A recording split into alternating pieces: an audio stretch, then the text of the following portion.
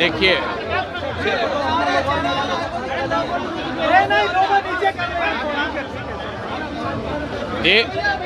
देश भर में जो युवा साथी जो कर रहे हैं उसका असर ये है कि पिछले 2-3 महीनों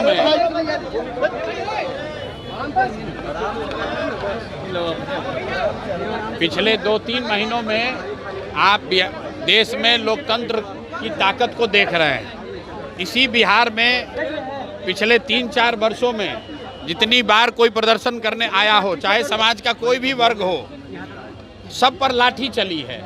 आज कम से कम लाठी चलाने से पहले सरकार या प्रशासन 2 बार सोच जरूर रहा है। ये लोकतंत्र की ताकत है और एक तरह से बेहतर बात है। छात्रों के जो जायज़ मांग हैं उस मांग को सरकार को मानना चाहिए, चाहे वो टीआरई का मामला हो या अन्य जो छात्रों के मामले हैं। छात्रों के इन मामलों को सरकार दबा नहीं सकती है और हमने ये पहले भी कहा है कि जो कुछ भी जंतर मंतर पर हुआ है वो वन ऑफ नहीं है।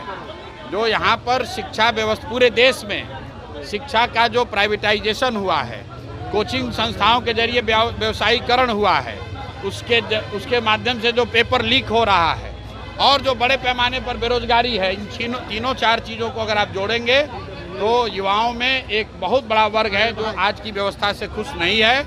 और अगर सरकार उनकी बातों पर गंभीरता से ध्यान नहीं करती है, कोर्स करेक्शन नहीं करती है, तो सड़कों पर छात्रों के आंदोलन आपको और आज ये देखने को मिलेंगे। शिक्षा मंत्री तेजस्वी यादव को कह रहे हैं पहले 10वीं पास कर लें।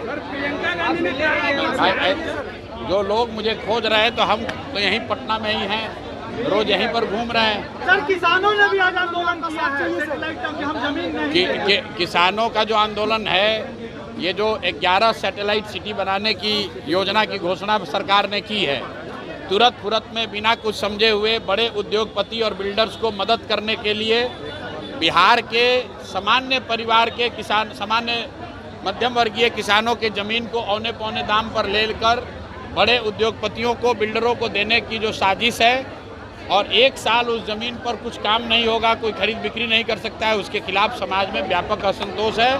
और ये हम जब ये सरकार कानून लेकर आई थी उस दिन से हम लोग कह रहे हैं कि ये बिहार में संभव ही नहीं है, सरकार इसको नहीं कर पाएगी, समाज में इससे असंतोष बढ़ेगा और बड़े पैमाने पर इस पर आंदोलन होगा। सरकार के लिए संभव नहीं है कि हजारों एकड़ ज़मीन अक्रॉस बिहार 11 बड़े शहरों के इर्द गिर्द इतनी महंगी ज़मीन, आपके पास सैलरी देने का पैसा नहीं, आप इतना ज़मीन एक्वायर कैसे करेंगे? और एक्वायर करेंगे तो किसानों को, भूमि धारकों को उनका मुआवजा मिलना चाहिए।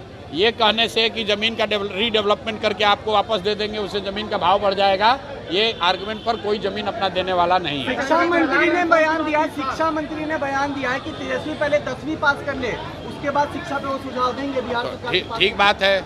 तो अगर तेजस्वी यादव को 10वीं पास देने का सुझाव मिथिलेश तिवारी जी दिए हैं तो हमको लगता है कि अगले कैबिनेट की बैठक में अपने मुख्यमंत्री सम्राट चौधरी को भी ये सुझाव देंगे कि तेजस्वी के साथ साथ सम्राट चौधरी भी अगली बार 10वीं का एग्ज़ाम दे दें। मैं तो बिहार की जनता की ओर से, पढ़े लिखे युवाओं की ओर से, उन सारे लोग की ओर से आग्रह करूंगा कि यहाँ के नेता, मुख्यमंत्री सम्राट चौधरी और विपक्ष के नेता तेजस्वी यादव, दोनों आदमी अगली बार मैट्रिक का एग्ज़ाम देकर पास हो जाए, ताकि यहाँ के लोगों का विश्वास हो कि भाई इनको ये मैट्रिक भी पास अपने दम पर कर सकते हैं। दोनों को अगली बार मैट्रिक का परीक्षा देना चाहिए।